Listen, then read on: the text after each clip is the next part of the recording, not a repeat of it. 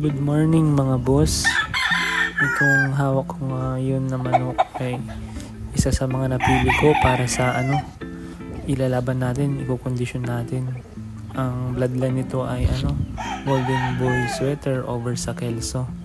Gusto ko kasing matesting mga boss kung paano sila maglaro pag sa ruweda na, kung matatari na sila, para alam ko kung maganda yung igagalaw nila.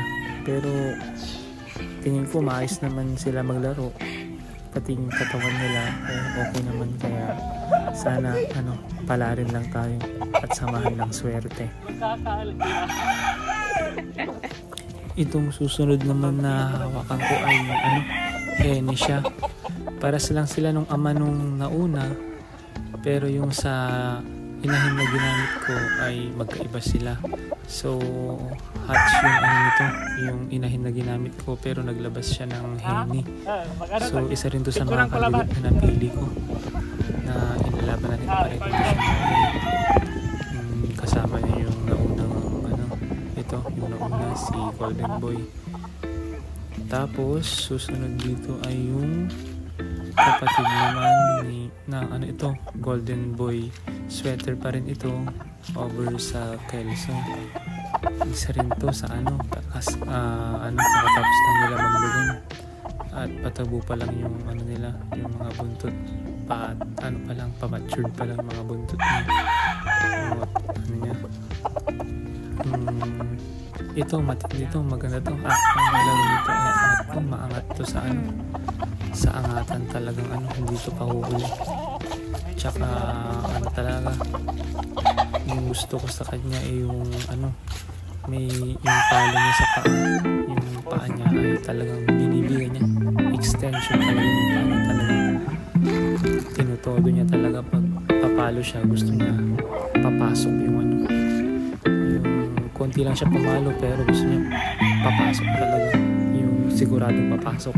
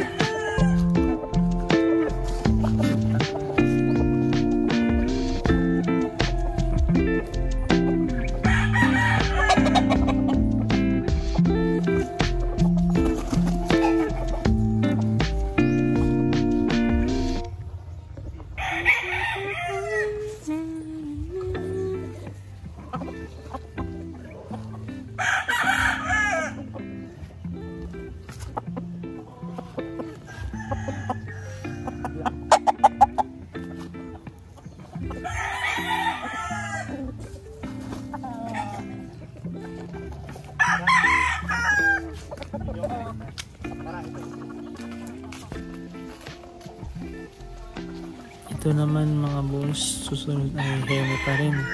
Bali kapatid siya nung Bluefit kanina. Bali 4 sila na i-condition namin para mapilian namin. Kahit dalawa lang yung ilalaban namin, 4 yung ipapakondisyon ko para pagpilian namin kung sinong magandang laro sa pagdating sa December.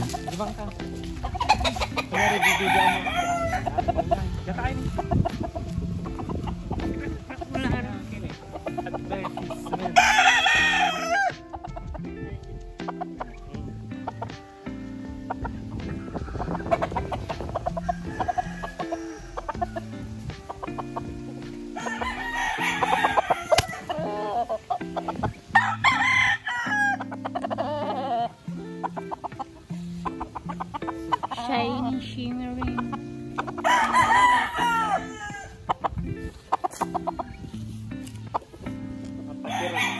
Kapatira conditioning natin ito. Yan. Yun. Saka yun.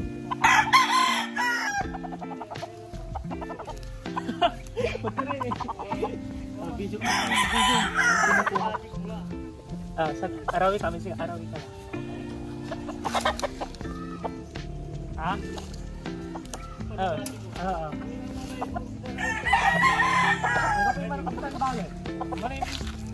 Ayun yung isa.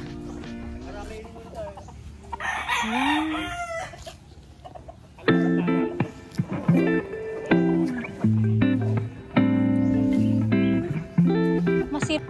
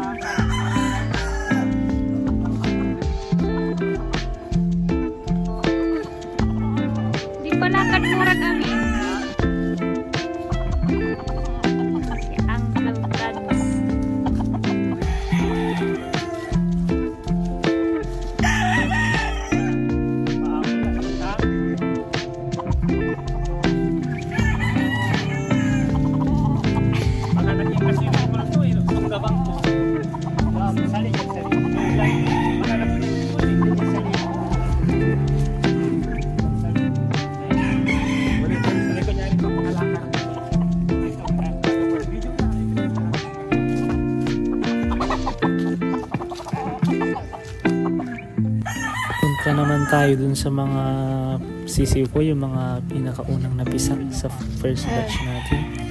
Bali hindi naman sila umabot sa sa early bird, pero sila off season sila na lumabas, mga napisa sila ng ng September. So 16 pieces lang to, konti lang, paunti-unti rin yung pag-breed natin para yung sa kaya lang ng budget natin yung support, yung panimula lang ba. Then ito, tingin ko may mga 8 lalaki at 8 babae. Bali ihiwalay ko na yung babae dito, dadaling ko na sa San Carlos. Yung iba magtitira lang ako, para din ko na sila palalakin. Magtitira lang ako ng, siguro pipilian ko lang ng konti itong mga babae, para naman matutukan ko talaga yung mga stags na lalaki dito na iiwanan ko.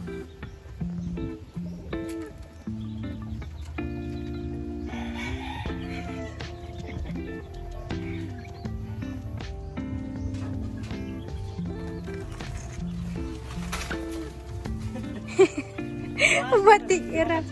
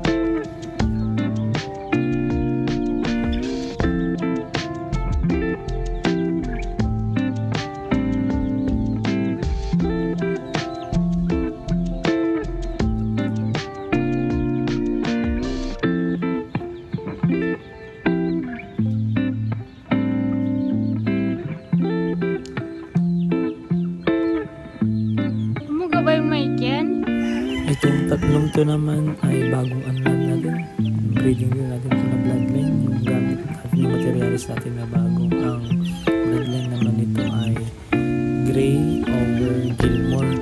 So Gray yung tatay nila, Gilmore yung nanay nila.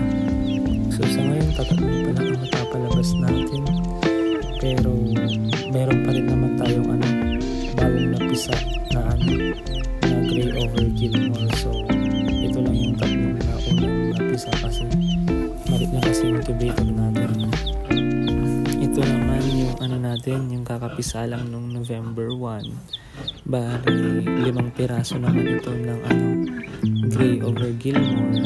Tapos mayroon namang 4 piraso na Nelson over Kelso. So yun pa rin, bali 9 pieces na yun na pisa natin, kaya okay pa rin tayo sa sa breeding natin. Hopefully magtuloy-tuloy at mapalaki ko sila ng maayos para